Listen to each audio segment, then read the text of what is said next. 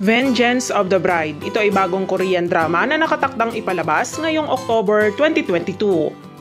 Ang Vengeance of the Bride ay isang revenge, family melodrama na kwento ng isang babae na naging manugang ng isang kaaway para sa desperadong paghihiganti sa paghahanap ng kanyang biolohikal na ina.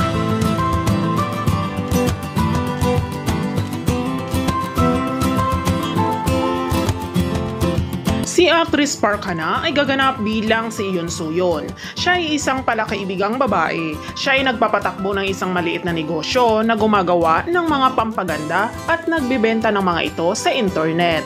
Nagtatrabaho rin siya bilang staff member sa isang makeup salon.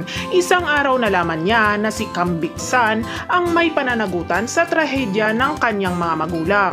Nagiging determinado si Yoon Soo-yeon na maghigante kay Kang Bik-san. Si actor Kang Ji-sob ay gaganap bilang si Kang Tipong. Siya ang panganay na anak ng chairman ng Liblang na si Kang Bik-san, na nakamit ang isang walang kapantay na kwento ng tagumpay sa industriya ng cosmetics. Siya ay kalmado sa labas ngunit may marahas na bagyo sa kanyang puso.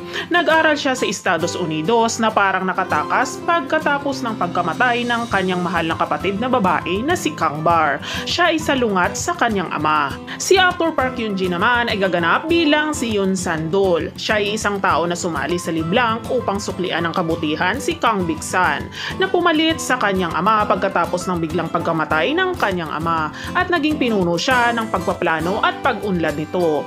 Siya ay may palakaibigan at banayad na personalidad na magpuprotekta kay Yoon Soo-yeon sa hinaharap. Samantala, si actress Oh Seung-ah ay gaganap bilang si Kang Bada. Siya ay ang anak ni Kang Bik-san. Siya ay isang taong nakikita si Yoon Soo-yeon na kamukha ng kanyang kapatid na si Gang Baram, na kinasusuklaman niya bilang isang tinik ng kanyang mga mata at tinitingnan niya bilang isang karibal sa trabaho at pag-ibig.